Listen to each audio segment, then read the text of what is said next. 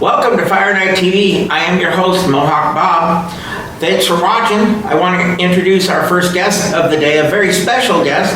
We have Vernon of Mad Max and Commando, and about 300 other movies. Well, welcome, Vernon. How are you doing today? Okay, I guess I'm here. That's a good start, for sure. Well, I got some questions for you. Okay. So, how'd you get into the movie industry? By accident, literally. Okay. Yeah. It was not something I ever wanted. I never wanted to be an actor. I mean, all my life, it was the furthest thing from my mind. I was more involved in bands and singing. And I was involved in a serious accident in the band truck, and I had 3 fractures in my back, and I couldn't work with the band, obviously. Yeah. I couldn't stand up and do stuff. And when I started to get better and I could walk around and do things, I became a pain in our manager's butt. So he took my photos around to all of the casting agencies in Melbourne, where I lived in Australia. And one of them was trying to cast somebody to do a series of cigarette commercials. And they decided that I was the boy. So I got this series of 5 commercials to do all over Asia and Australia. And it was kind of fun because I was making nice money, but I didn't have to share it with 5 other people. So Sure. I thought, oh, this is cool, I like this. But then I got as bored as hell because, being a model is like, seriously, smile, be sad, be something, drove me insane. Yeah. So I was more inclined to want to get away from it, and that same agency had suggested me to some of the TV stations who were doing series, and I was actually working as an extra. Okay. As long as they didn't put me in front of the camera, I was cool. If I could be one of the many milling, I was wonderful, but mostly I was riding horses, driving things, because coming from my background, being born on a farm, I could drive anything, I could ride anything, so I became basically a stuntman, but never classified as one. And that kind of was what I enjoyed doing, but I graduated to looking at what was going on behind the camera, and I got fascinated with directing. And I thought, wow, this is my life. I have got to do this. So I actually spent 12 months with a company learning all about directing and what the whole thing was, and how to set it up from A to Z. And I started directing commercials and films and having a lot of fun. And that was me, as far as I was concerned. And then a gentleman by the name of George Miller, for some reason, destroyed my life by putting me in Road Warrior. So that was your first movie. And that was the first movie. So that was the end of my being anybody I wanted to be. I was now. Well, I think it turned out pretty good for you. Yeah, it's okay. Yeah. Tell us about Mel Gibson. You had a story that you talked to us about. Mel was wonderful. People always ask me, they say, what about Mel? Well, I can only talk about what I know of Mel. Sure. The rest of it I don't have anything to say about because I have nothing that I know about it. So, why would I talk about it? But Mel was just amazing on set. It was my first film. I was virtually the lead under Mel in the film, so it was basically us two. And I had no clue. I was the little boy lost in the middle of a bad forest, and Mel held my hand basically, and was always there if I got to a point where him and George Miller.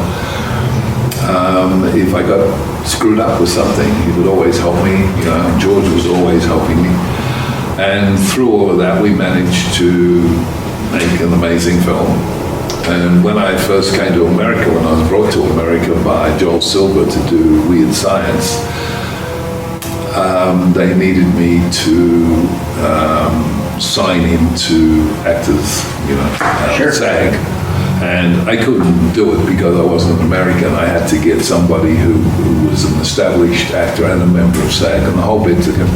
And Mel came and did it. That's wonderful. Signed all my papers for me and did Yeah. the whole thing, which I thought was just, out of control.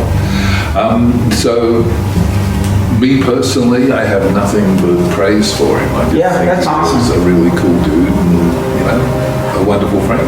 Yeah. What other movies were you in that you would like to talk about? Yeah, Commando was a lot of fun with Arnold Schwarzenegger. Arnold and Mel are kind of similar. They're like big kids in a toy shop.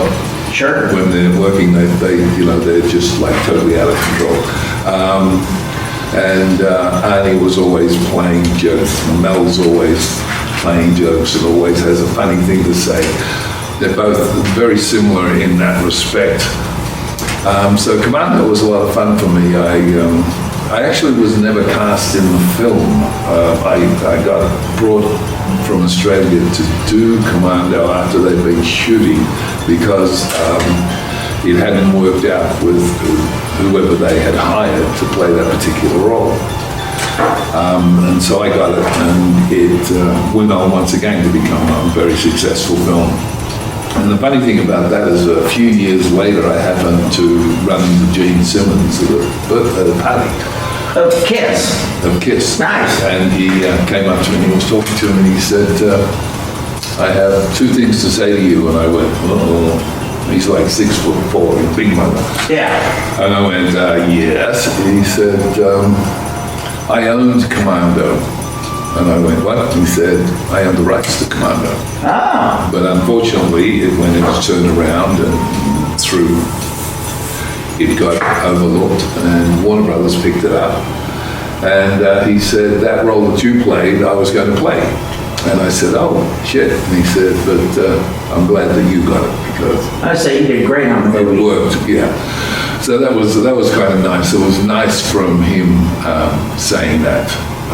But Commando, Weird Science, Inner Space, which I loved. Excellent. Working with John. I was always grateful that I got to work with him before he passed.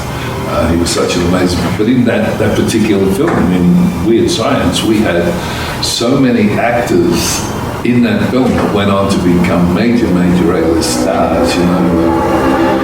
Iron Man for a start. Yeah. He was one of the people in it. Robert Russell was another one. Just 5 or 6 different people, including myself, that went on to much bigger things. So I was always thankful for that. Now, for all our listeners out there, could you give us your famous yell? You can run! You can run, but you can't hide! But you can't hide. Wonderful. Now I've lost you, haven't I? No, you haven't. So, what's coming up in the near future for you? You got some movies coming up? I've got a few. Dead Rose. And there's a series from that, which I'm doing. The trilogy? I have Frost, which is a film that's coming out in October. If you go on my IMDb page, which is scary, I have 16 films that are coming out in the next year and a half. You just don't stop. The old stuff, so I just continue to work. That's fantastic. So here's a really odd question. How did you meet Jimmy Drain, being that you're in California and Jimmy Drain's in Colorado? Was that Gloria Tate? Gloria Tate. Yeah, she's a nice lady. Yep. Very nice. So I think more it was her that got me to meet Jimmy. It's been great. It was right here in this particular building. But we love having you. I'd just like to just thank everybody, all my fans and things. I just think it's amazing that people like what I do and want to come and see me when I do things like this. that always intrigues me, and also the people that have the faith in me to put me in films, which I love. That sort of keeps me off the streets and getting arrested for molesting little old ladies and their dogs or something. Yeah, I was going to say, that want to work out with your wife very much. They got to keep me busy or I'll do something really bad. No, I love what I do. I'm happy where I am, and as far as I'm concerned, it will continue as long as I get hired. And I asked a friend of mine who I've done a couple of 3 or 4 films with, and I sort of said to him one day, I said, why would you keep hiring me? And he said, well, basically because you finally grew up. So apparently I grew out of being a kid playing games to being an actor doing his job. That was probably when you were about 50, right? Yeah. or 70 or 100, I don't know. Who wants to grow up? Who gives a kick? But because now I'm a lot more relaxed and I do my job and I do what I should do. But it's interesting that this business in itself can be so soul-destroying, but it can also be the greatest high of all time. And I don't need drugs. I can just get on the set and I'm having fun and doing what I do and enjoying it. I don't know that there's anything else I could do. Yeah, you do a really good job at it. Thank you. And we thank you for being with Thunder Night Entertainment, coming out and being with us. And you're an amazing man, my friend. No, Thank you so much.